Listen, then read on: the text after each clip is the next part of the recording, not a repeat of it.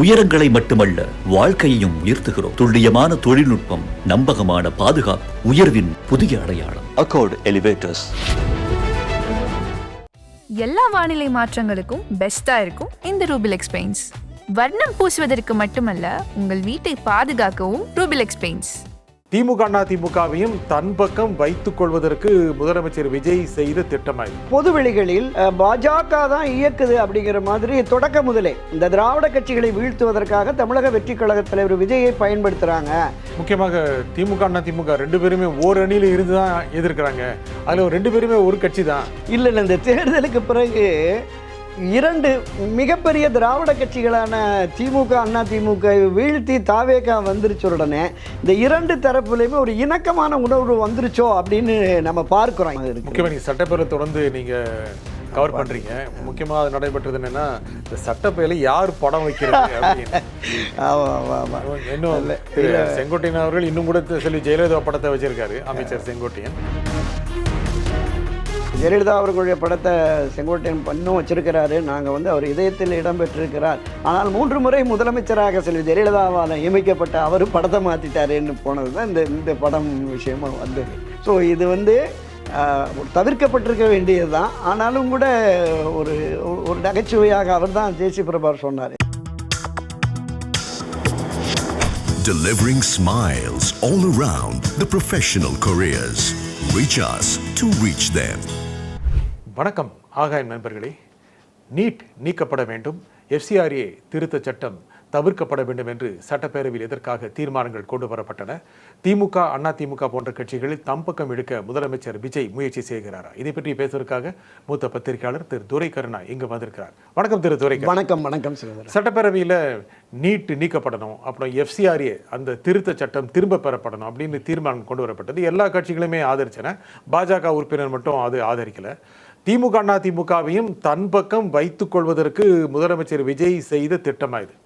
இல்லை, தமிழ்நாட்டை பொறுத்தளவில் எந்த அரசாங்கம் வந்தாலும் தமிழ் மக்களுடைய எண்ணங்கள் உணர்வுகள் அதை மதித்து தான் செயல்பட வேண்டும் அப்படிங்கிறது தான் இப்போ ஒரு தாத்பரியமாகவே இருக்கிறது. தமிழக வெற்றி கழக தலைவர் மரியாதைக்குரிய மாண்புமிகு ஜோசப் விஜய் அவர்களுமே பல்வேறு சந்தர்ப்பங்களில் சட்டப்பேரவையிலையும் வெளியிலையும் சொன்னாங்க, தமிழர்களின் உரிமையை ஒருபோதும் விட்டுத்தர மாட்டோம், எந்த பிரச்சனையானாலும் சமரசமே கிடையாது, இந்த இருமொழி கொள்கையிலும் உறுதியாக இருப்போம் அப்படிங்கிற சொன்னார். நீங்கள் அவருடைய அந்த முதல் ஆளுநர் உரை அர்லேகர் அந்த உரையிலே கூட மத்திய அரசுக்கு வலியுறுத்துதல், மத்திய அரசுக்கு நெருக்கடி கொடுக்கறது மாதிரியான விஷயங்களை ஆளுநரை விட்டு பேச வச்சாங்க. குறிப்பாக போதுமான அளவிற்கு நிதி வரவில்லை என்றால், திட்டங்கள் சரியாக இல்லை, திட்டங்களுக்கான நிதி உதவி இல்லை என்றால் உச்சநீதிமன்றம் சென்று சட்ட போராட்டம் நடத்தி நிதிகளை பெறுவோம் அப்படிங்கிற அளவுக்கு கூட போனாங்க. அப்போ பொதுவெளிகளில் பாஜக தான் இயக்குது அப்படிங்கிற மாதிரி தொடக்க முதலே இந்த திராவிட கட்சிகளை வீழ்த்துவதற்காக தமிழக வெற்றி கழக தலைவர் விஜயை பயன்படுத்துகிறாங்க. முன்னாள் சூப்பர் ஸ்டார் திரு ரஜினிகாந்த் அவர்களை கொண்டு வருவதற்கான ஒரு முயற்சி மேற்கொள்ளப்பட்டு அது தோல்வி அடைந்ததால் இவரை வைத்து பண்ணுறாங்க அப்படிங்கிற மாதிரி இருந்தது. அதுக்கு இன்னொரு காரணம் என்ன சொன்னாங்கன்னா, கொள்கை எதிரி என்று பாஜகவை அறிவித்து விட்டு அவங்கள திட்டலை, திமுகவை அரசியல் எதிரில் சொல்லி இவங்களை மட்டுமே திட்டுறாங்க அப்படிங்கிற மாதிரியான அது இருந்தது. இப்போ அதெல்லாம் உடைக்கிற மாதிரி தான் இந்த விஷயங்களை நம்ம பார்க்குறோம். மத்திய அரசு கொண்டு வந்திருக்கிற இந்த நீட்டு ஒழிப்பு என்பது தொடர்ந்து அதிமுக திமுக ஆட்சி பல தீர்மானங்களை போட்டு கொண்டு வந்திருக்கு. தொடர்ந்து இப்போ இந்த கசிவுக்கு பிறகு அங்கே டெல்லியில் நடைபெற்ற மிகப்பெரிய போராட்டம் பல மாநிலங்களில் இதற்கு எதிரான உணர்வு இருந்திருக்கு.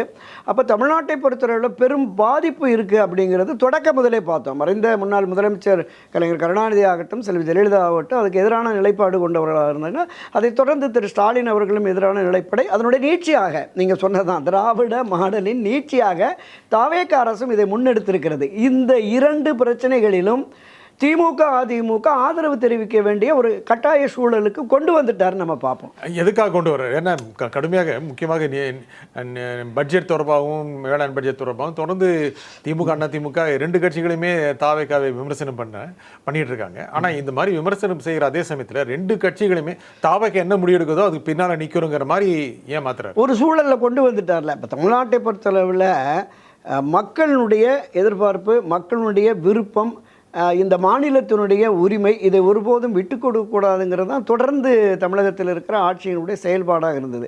ஸோ அதிலிருந்து நிலை மாறினால் இவருக்கு மக்கள் மத்தியில் ஒரு கெட்ட பேர் வந்துடும் அப்படிங்கிற மாதிரி பார்ப்போம். இப்போ இப்போதைக்கு ஒரு பெரிய அளவிலான பிரச்சனை என்பது இந்த எஃப்சிஆர் இதுவும் தான். நீட்டுமே பெரிய அளவில் இந்தியாவில் ஒரு தாக்கத்தை ஏற்படுத்தின பிரச்சனை. இங்கே நடத்தின போராட்டத்துக்கு கூட தாவேக்கா ஆதரவு தெரிவிக்கல அப்படிங்கிற ஒரு குற்றச்சாட்டும் கூட பேரவையில் இருந்தது, வெளியிலையுமே இருந்தது. அப்போ இதிலிருந்து தன்னை தற்காத்து கொள்வதற்காக இந்த மசோதாவை அவங்க தீர்மானத்தை தனி தீர்மானத்தை கொண்டு வந்துட்டாங்க. அதே போல் நீட் தொடர்பான விஷயங்களுமே பெருமளவு பாதிப்பு, கிட்டத்தட்ட ஒரு 30-36 மாணவ செல்வங்களை நாம் இழந்திருக்கிறோம். கிராமப்புற பகுதி மாணவர்கள் இன்னும் பாதிப்புக்குள்ளாக இருக்கிறாங்க. ஒரு தேர்வு என்பது 12ஆம் வகுப்பில் ஒரு மிகப்பெரிய அளவில் தேர்வு என்று வந்ததற்கு பிறகு ஒரு தனி தேர்வு என்பது தேவையில்லைங்கிறது தான் எல்லோருடைய கருத்தாக, தமிழகத்தைச் சேர்ந்தவருடைய கருத்தாக இருக்கிறது. இப்போ இந்த நீட் தேர்வு என்பதன் மூலம் பல பயிற்சி நிலையங்கள் லட்சக்கணக்கான ரூபாய்களை வாங்கி அவங்க படித்து அதில் ஒரு அட்டெம்ப்ட் ஃபெயில் ஆகி போச்சுன்னா பண்ணிடுறாங்க. நீட்டில் படித்து கூட அதில் மார்க் எடுக்க முடியல அப்படிங்கிற மாதிரி வருது. அப்போ இது ஒரு ஆபத்தான விளைவை தமிழகத்தில் ஏற்படுத்துகிறது என்ற புரிதலோடு தான் அந்த அரசாங்கம் இதற்கு ஒரு முற்றுப்புள்ளி வைக்கணும் அப்படின்னு சொல்லி கொண்டு வந்திருக்கிறாங்க. இதை திமுக அதிமுக, எந்த திமுக அதிமுகவை வீழ்த்தி ஆட்சி அதிகாரத்திற்கு தாவேக்கா வந்திருக்கிறதோ அந்த அரசின் செயல்பாடுகளுக்கு மக்கள் நலன் கருதி, மாநில உரிமை கருதி இந்த 2 திராவிட கட்சிகளும் ஆதரிக்க வேண்டிய ஒரு கட்டாயம், நிர்பந்தம் உருவாக்கி விட்டார்கள் தாவேக்கா ஆட்சியினர். அதனால திமுக அதிமுகவுடைய செல்வாக்கு, ஏன்னா எதிர்க்கட்சிகளாக இன்னும் ரொம்ப நம்பிக்கையோடு இருக்காங்க. திமுக அதிமுக 2 பேருமே நம்பிக்கையோடு இருக்காங்க, அடுத்து ஆட்சிக்கு வந்துட முடியும் அப்படிலாம் இருந்தாங்க. ஆனால் அப்படி இல்லாமல் அவங்க தாவேக்காவுடைய திட்டங்களுக்கு ஆதரவு கொடுக்கறது மூலமாக அவங்களுடைய செல்வாக்கு கொஞ்சம் கொஞ்சம் குறைய வாய்ப்பு இருக்கா? இல்லை, என்னன்னா இந்த மக்களுடைய பிரச்சனைகளில் திமுகவும் துணை நிற்கிறது, அதிமுகவும் துணை நிற்கிறது என்கிற பொழுது மக்கள் மத்தியில் அது ஒரு வரவேற்கத்தக்க அம்சமாக தான் இருக்குது. அரசியல் ரீதியாக அவர்களுக்கு எந்த அளவுக்கு பின்னடைவு வருகிறது அப்படிங்கிறது நம்ம போக போக தான் தெரியும். ஆனால் இந்த நிலைப்பாட்டிற்கு நீங்கள் குறிப்பிட்டது மாதிரி பல்வேறு விஷயங்களில் தாவேக்கா அரசு மீது பட்ஜெட் தொடர்பான விஷயங்களாகட்டும், மற்ற அந்த அறிவிப்புகள் இல்லை என்கிற அந்த நிலைப்பாட்டை கடுமையாக விமர்சிக்கிறாங்க. 2 தரப்பும் திமுக விமர்சிக்குது. இன்றைக்கு அண்ணா திராவிட முன்னேற்ற கழகத்தினுடைய குழு தலைவர் திரு எடப்பாடி கே பழனிசாமி கூட பேசியிருக்காரு. நேற்றைக்கு முந்தின அக்ரி கிருஷ்ணமூர்த்தி மற்றவர்கள்லாம் பேசுகிற பொழுதும் கூட அந்த விமர்சனம் என்பது இருக்கிறது. திமுக தரப்பிலுமே கடுமையான விமர்சனங்களை முன்வைக்கிறார்கள். அதற்கு அமைச்சர்கள், புதிய அமைச்சர்களானாலும் எதிர்கொள்கிறார்கள். அது ஒரு பெரிய விஷயமாக நம்ம பார்த்தோம். என்னென்னா, அரசியலுக்கு புதியவர்கள் இவங்க அரசியல் களத்தில் போதிய அனுபவம் இல்லாதவர்கள், நிர்வாக ரீதியாகவும் அவர்களுக்கு போதிய அனுபவம் இல்லை அப்படிங்கிற பொதுவெளி கருத்தை கொஞ்சம் உடைச்சு இவர்களாலும் முடியும், நீங்கள் பழம் தின்று கொட்டை போட்ட ஆசாமிகள் மிகச்சிறந்த அளவில் 20-30 ஆண்டு அமைச்சர்களாக 4 முறை அமைச்சர்களாக இருந்தவர்கள், எம்பி எம்எல்ஏன்னு பல்வேறு பொறுப்புகளில் இருந்தவர்கள் எதிர்முகாமில் இருக்காங்க. இவங்க ஒரு 50-59 பேர், அவங்க ஒரு 47, அதில் ஒரு 6 பேர் போயிட்டாங்க, 41 பேர் இருக்காங்க. 41 பேர்லேயும் கொஞ்சம் பேர் ஏதோ தனி ஆவர்த்தனம் வாசிக்கிறாங்கன்னு பார்த்தோம். ஆனாலும் கூட அவர்களை எதிர்கொள்வதற்கு நாம் அந்த அந்த அந்த முன்வரிசை அமைச்சர்கள் இருக்காங்கல்ல, திரு ஆனந்த் ஆகட்டும், திரு ஆதவ அர்ஜுனா, KA செங்கோட்டையன், நிர்மல்குமார், எல்லாவற்றையும் தாண்டி இந்த செய்தி மற்றும் பள்ளிக்கல்வித்துறை அமைச்சர் ராஜ்மோகன் அவர்கள் பெரிய அளவில் அதை கொண்டு போகிறார். விஷயங்களை பதிலடியாக இருக்கட்டும், விளக்கங்களாகட்டும் சரியாக பண்ணுறாரு. புதிய அமைச்சர்களான பெண் அமைச்சர்கள் கூட அதில் இடைமறித்து இந்த விஷயங்களை முன்வைக்கிறாங்க. அப்படிங்கிற பார்க்குற போது இது ஓரளவுக்கு பொது வெளிகளில் புதியவர்களானாலும் சிறப்பாக செயல்படுகிறார்கள் அப்படிங்கிற பார்வை வந்துடும். அப்படி வருகிற பொழுது இன்னும் 1 ஆண்டு 2 ஆண்டுகள் ஆனதற்கு பிறகு இவர்கள் இன்னும் பயிற்சியும் அந்த அனுபவம் பெறுகிற பொழுது நிச்சயமாக திமுக அதிமுகவுக்கு இணையாக இவர்களும் களமாடுவார்கள் அப்படின்னு தான் நம்ம இந்த பேரவை நடவடிக்கையில் பார்க்குற போது தெரியுது. குறிப்பாக பேரவைத் தலைவர் ஜேசிடி பிரபாகர் அவர்கள் ஜனநாயக முறையில் 2 தரப்புக்குமே யார் எந்திரிச்சாலும் அனுமதி கொடுத்துட்றாரு. திமுக தரப்பில் முன்னே நான் பார்த்தேன், 1980 இந்த பேரவை நடவடிக்கையில் கடந்த 45 ஆண்டுகளாக பார்த்துக்கிட்டு இருக்கேன். ஒரு பெரிய காண்டா, நீங்கள் எதிர்க்கட்சியில் எச்சரிக்கை பண்ணுற அதே நேரத்தில் தவேகா உறுப்பினர் எழுந்து குரல் எழுப்பினுடனே 2 முறை எச்சரிக்கிறார், நடவடிக்கை எடுப்ப உட்காருங்கன்னு குரலை உயர்த்துறார். ஆளுங்கட்சி எம்எல்ஏவை, ஆளுங்கட்சி அமைச்சர்களை கூட கட்டுப்படுத்தக்கூடிய நிலையில் இருக்காங்கிறது ஒரு வரவேற்கத்தக்கதாக தான் நம்ம பார்க்குறோம். சபாநாயகர் அளவுக்கு ஜனநாயகமாக இருக்கார், நடுநிலையாக இருக்கார் அப்படின்னு சொல்கிறீங்க. முக்கியமாக சபாநாயகர் நல்ல அனுபவம் கொண்டவர். நீங்கள் சொன்ன 80 அவரும் பயணம் பண்ணியிருக்காரு. அப்படி இருக்கும்போது இவர்களே தான் புதியவர்கள்ங்கிறதுனால எளிதாக அவரால் கண்ட்ரோல் பண்ண முடியுதோ?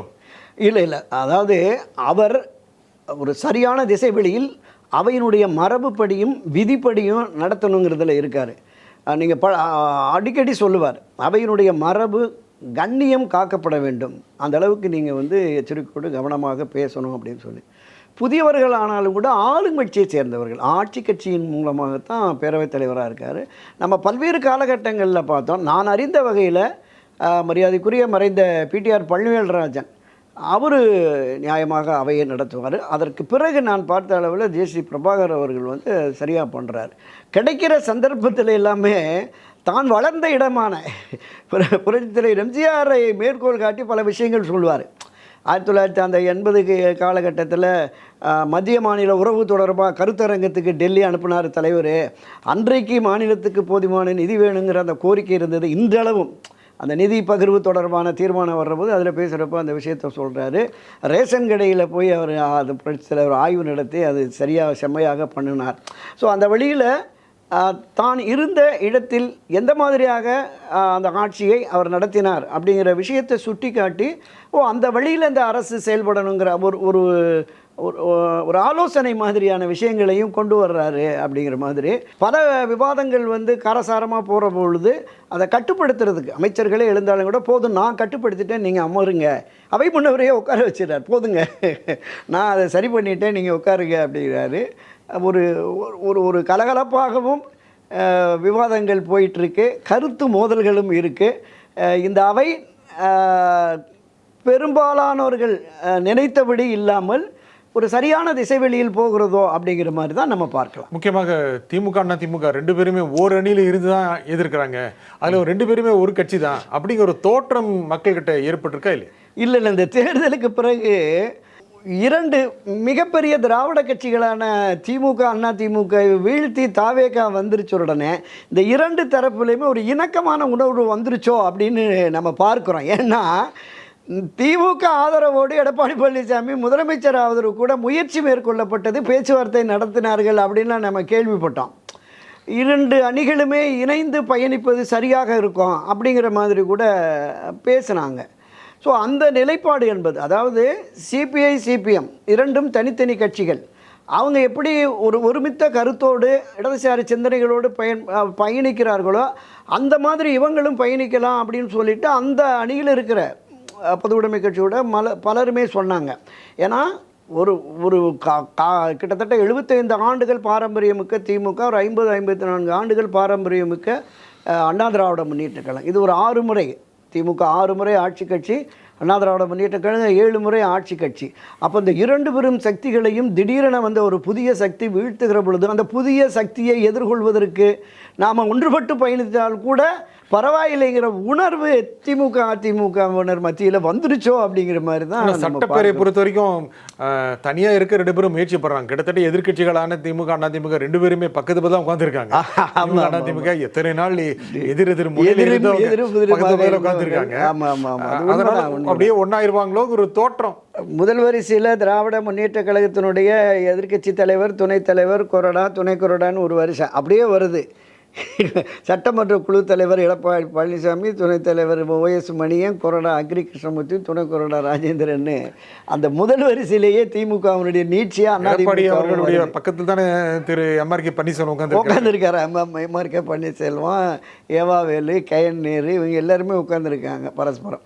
ஆக இதுவரையிலும் இருதுருவ அரசியலை மேற்கொண்ட இருவரும் திராவிட கட்சிகள் ஒரு இணக்கமான நிலையில் அவையில் இருக்கிறதையும் பார்க்குறோம். அவர்கள் மனநிலையும் அப்படி இருக்கிறதா, ஏன்னா வெளியில் போகிற போது என்ன பங்காளி என்னன்னு தான் பேசிட்டு போகிறாங்க. இப்போ இந்த ஆட்சி 3 மாதம் தான் ஆகுது. அப்போ இந்த 3 மாத ஆட்சிக்கு முன்னதாக இருந்த திராவிட முன்னேற்ற கழக ஆட்சி இதையெல்லாம் செய்ய மறந்துடுச்சு அப்படிங்கிற மாதிரியான ஒரு விமர்சனம் அதிமுக தரப்புலேருந்து வரும் அப்படின்னு எதிர்பார்த்தாங்க. நம்ம ஊடகவியலாளர்களோட பேசிட்டாங்க. இத்தனை வருஷமாக அவங்க வந்து 5 வருஷமாக ஆட்சியில் இருந்துட்டு 3 மாதத்தில் வந்தவங்கள அதை செய்யலை இதை செய்யலைங்கிற இவங்களே செய்திருக்கலாமே, இதை அதிமுக சுட்டி காட்டும் அப்படிங்கிற மாதிரியான எதிர்பார்ப்பு இருந்தது. இவர்கள் தாவேக ஆட்சி மீது மட்டுமே குறிவைத்து முந்தைய திமுக ஆட்சி மேலே எந்தவித விமர்சனமும்.